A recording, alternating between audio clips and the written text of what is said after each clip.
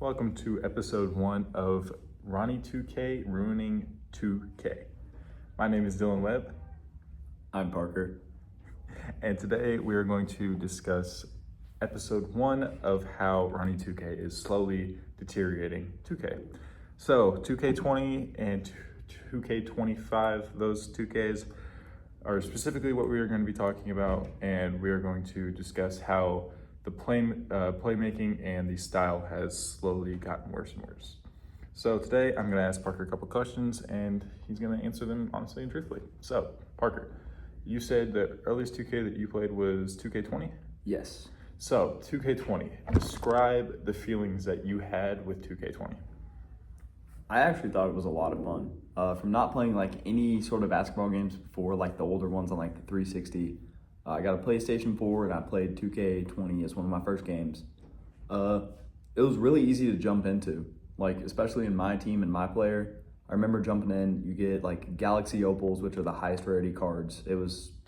You'd get like one or two, maybe like a week from like certain events and like playing in codes and stuff. And it was really fun, easy to jump into like as a new player.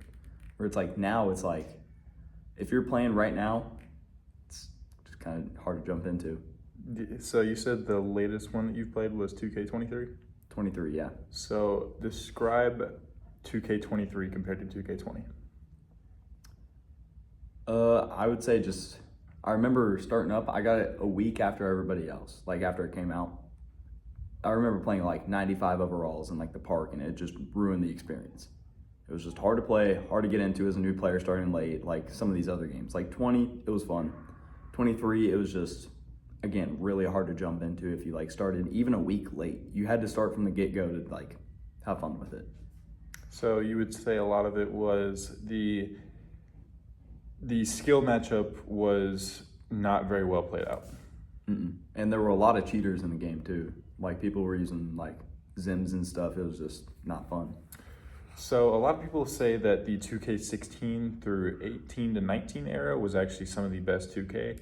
And personally, those were some of the most fun 2Ks I've ever played. I played a lot of them at my friend's house. I didn't really start playing until also like 2K19, 2K20. But I remember the skill matchup, you got in matches with like people who were actually like as good or like maybe a little bit better, so you actually improved on yourself. Now I've been playing 2K25 and I'm going up against a couple matchups. I played against like people who were like ranked in the world, and I was getting absolutely pooped on. Like, yeah, the competition is not like anywhere near the same. And a lot of the times, the new 2Ks have just become pay to win. Like people buy like $50 worth of VC, which is what you use to upgrade your player.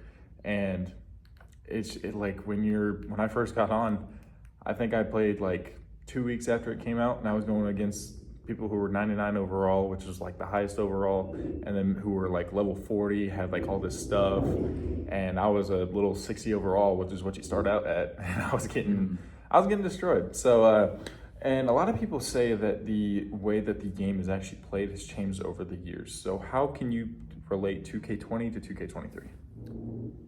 I would say it was just a lot easier to rank up. Like you said, it wasn't based on microtransactions like as it is now, or as much as it is now. There were still microtransactions, but not for as many things. Everything was cheaper. So if you wanted your player to like be dripped out, get some swag, like some new shorts, get like the little emotes running around doing the runs. Yeah, that was fun. See? That was like 200 credits. Now it's like 500, 600, I don't know. I'm pretty sure some of the emotes are like 2,000. Yeah, I don't play the new one if you can't tell. Some of the older 2Ks, I'm not sure exactly how the dunking and stuff like went, because I wasn't like super into it, but like nowadays you have to pay virtual credits to have a dunk style. Yeah. So like you can't even do like regular like rim grazers or anything unless you buy the rim graze dunk styles. And I think it is the dumbest thing, because like you can make your own shot creator, but then when it comes to like basic stuff like dunking a basketball, you're a 2K player, you're in the game for a reason. So like the fact that you have to like actively buy dunks is kind of crazy. But yeah, a lot of people say like the gameplay is just not the same. It just seems like they're worried more about money. Would you agree with that? Yes. I remember when they changed the shot meter. So it would be up by the ball whenever you shoot, like in 2K20, right? Yep. Am I getting that right? Yeah.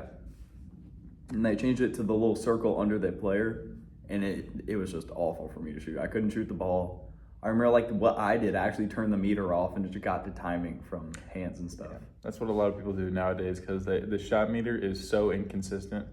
There's been people out there who have complained about it, and even when they turn it off, they get into a shooting rhythm, and then out of nowhere, they'll have the same shooting style, and it'll be like excellent. They're greening every kind of their shot, and then they do their next shot, and it's like very late or very early, and it's been a huge problem with the new 2Ks, like 2K25, and people have been complaining about it for I don't even know how long, weeks, months, however long 2K25 has been out, and Ronnie 2K has not really stepped up and fixed those problems. I mean, as far as I know, the updates have been kind of crappy. They've been trying to like solve the hacking problem again, but they need to worry more about like the actual gameplay.